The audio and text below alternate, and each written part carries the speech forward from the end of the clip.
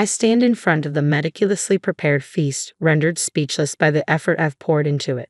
Yet, as I glance around the table, my heart sinks. Why would Mia, my esteemed brother-in-law's wife, be so mercilessly cold towards me? Sophia, a 27-year-old office worker, shares her life with her husband Tom and their 3-year-old son. Tom, her senior by 4 years, and she initially embarked on a relationship rooted in professional dynamics.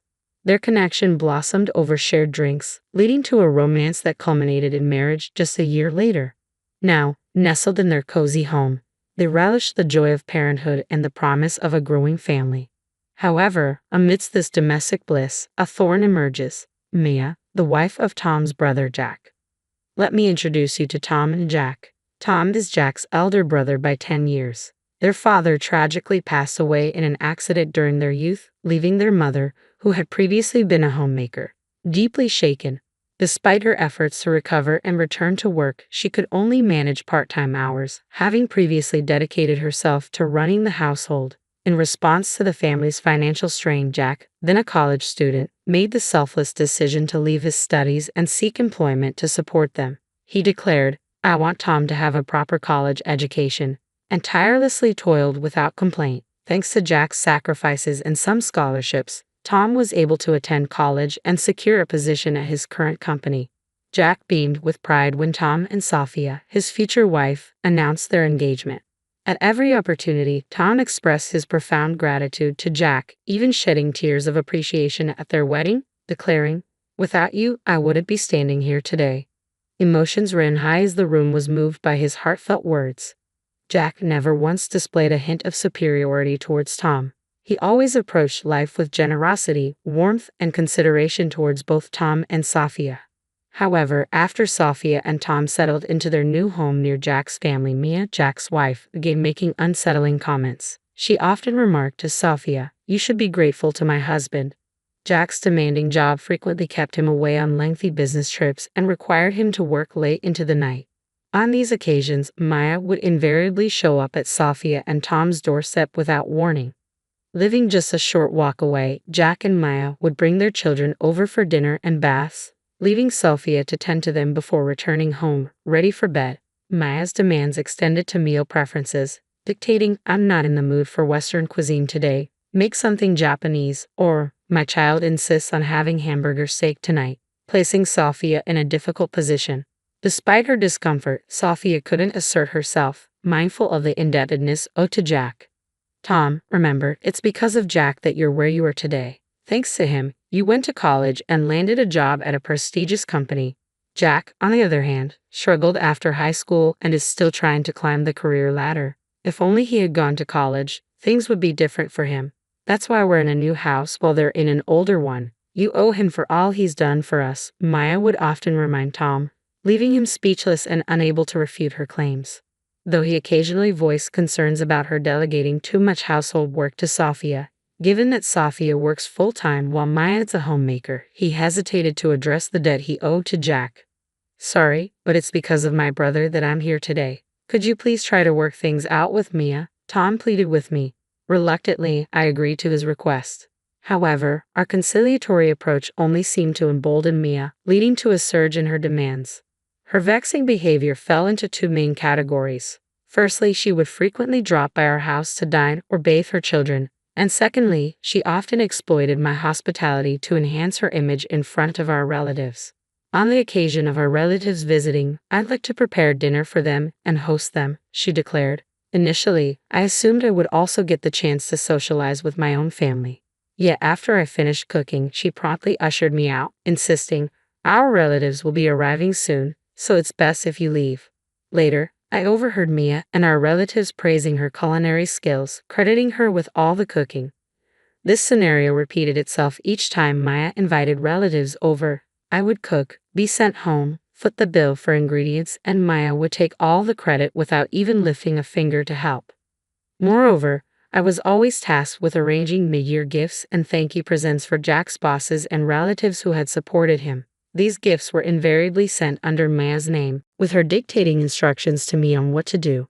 At every family gathering, Jack's superiors and relatives would commend Mia for being such a devoted and accomplished wife, often telling me, You should learn from her, Sophia. I lost count of how many times I heard that refrain. I swallowed my frustration and calmly said, Tom and I are the ones preparing these gifts. We're willing to do it, but you need to cover the costs. We have our own obligations to send mid-year and year-end gifts, and it's becoming too expensive for us. Maya dismissed my concerns. That's nothing compared to what Jack sacrificed. He paid for your tuition and living expenses, Tom. Are you seriously complaining about the cost of a few gifts? She retorted. Turning to me, she accused, you know Jack gets praised because of the effort I put into these things. That's part of repaying Jack's kindness, isn't it? A wife who doesn't help her husband repay such a debt is the worst. Plus, it's I keep track of the timing for these gifts, you won't forget them either. Mia often exploited Jack's favor towards Tom to impose her demands on us. We were responsible for all seasonal letters, New Year's cards, and mid-year and year-end gifts. Whenever anything went wrong, she would say, Tom owes his success to Jack. As if it were a cliché, she would also say things like, you should consult us if you want to take on such tasks, without offering any guidance. I felt humiliated as I tallied up the expenses for each month and every event. Then came the breaking point. Maya requested that I prepare a meal for about 20 of our relatives for a summer gathering at her house. Typically, our relatives gather at the home of a more senior family member during summer and New Year's events. However, Maya insisted, please come to our house. Her relatives were delighted, believing her to be a great cook and a considerate hostess, but she expected me to handle all the preparations. Tom had other commitments that day, leaving me to manage everything on my own. When I asked Mia how she planned to pay for the event, she said, we'd have to cover it ourselves. Preparing food and drinks for 20 people is a significant drain on our family finances. I suggested splitting the bill, but she flatly refused. Jack has endured so much hardship. He deserves at least this much, she insisted. I then suggested discussing the matter with Tom, but she exploded, I will not forgive you if you do that. Jack is busy with work right now. Are you repaying kindness with ingratitude? I was at my wit's end, but the dinner party was fast approaching. As the date neared, I noticed Mia showed no signs of urgency or preparation. With no other option, I began planning the event several days in advance. I also started making some behind-the-scenes arrangements. On the day of the dinner, I began preparations early in the morning, working tirelessly and managing to finish everything just a few hours before the guests were due to arrive, despite my exhaustion.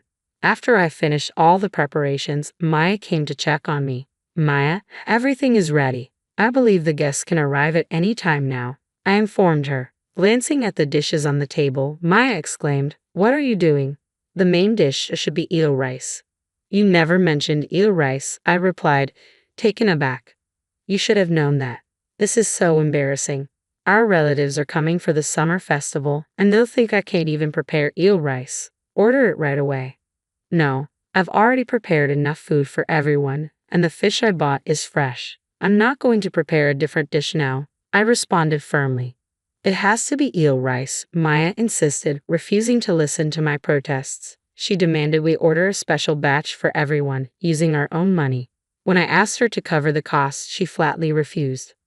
I couldn't take it any longer and voiced my frustrations. I reminded her that she always made me cook whenever she invited relatives over, that she came to our house daily when Jack was away, and that we handled all the mid-year and year-end gifts, including today's preparations. Maya countered with the usual talk about Jack's sacrifices. Fed up, I decided to reveal what I knew.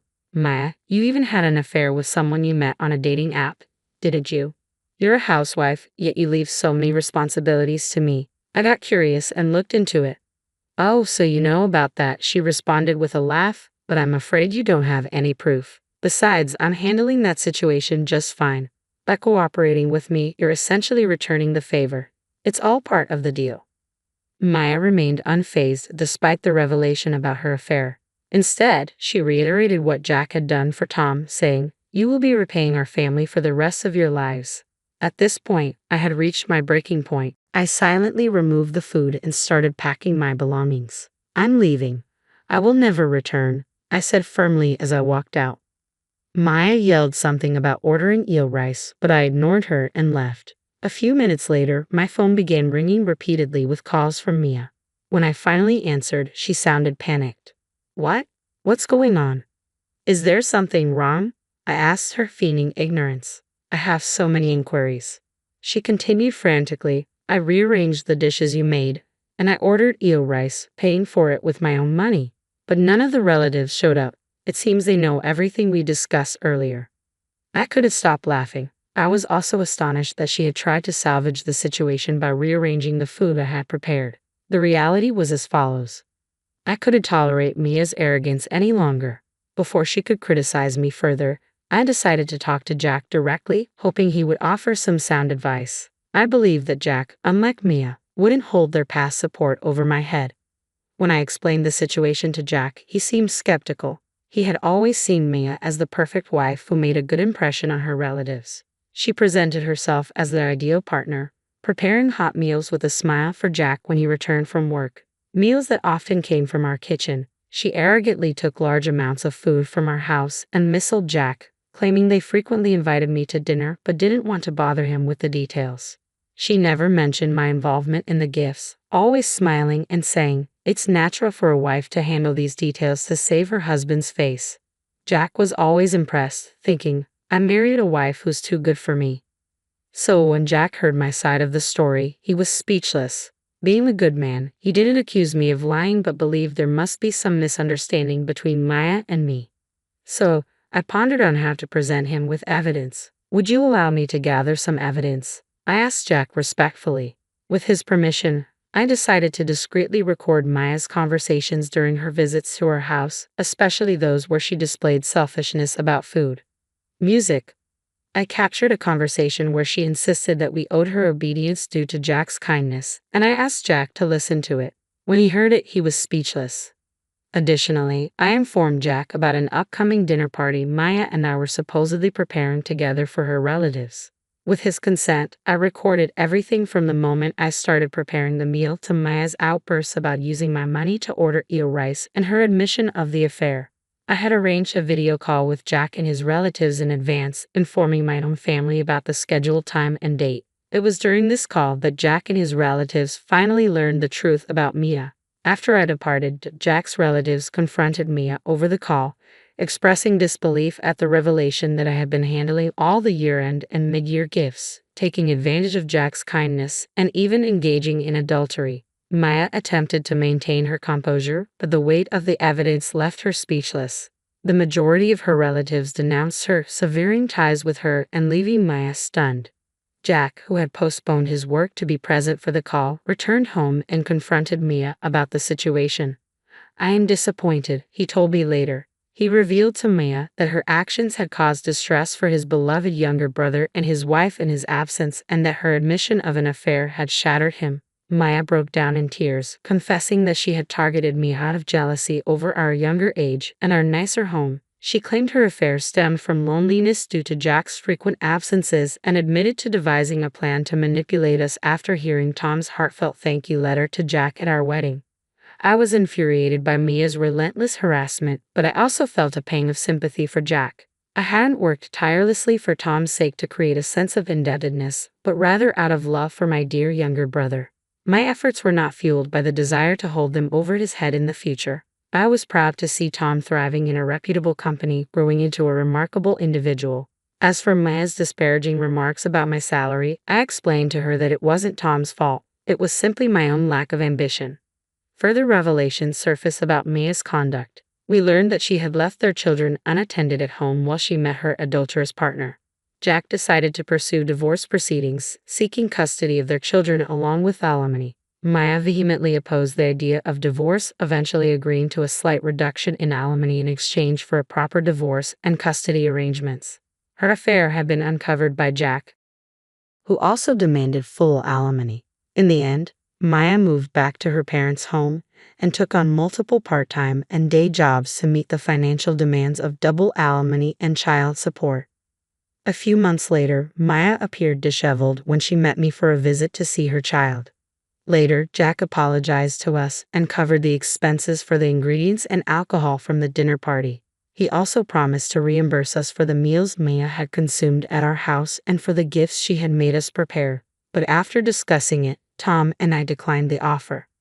I apologized to Jack because while this incident was meant to address Mia's wrongdoing, it also brought shame upon him and his family, I expressed, reflecting on the situation. I doubt Mia would have felt any remorse if we hadn't taken action, Jack chuckled. If anything, I am at fault for not noticing Mia's behavior until now, he added with a hint of sadness. Jack is currently juggling work responsibilities while caring for their child.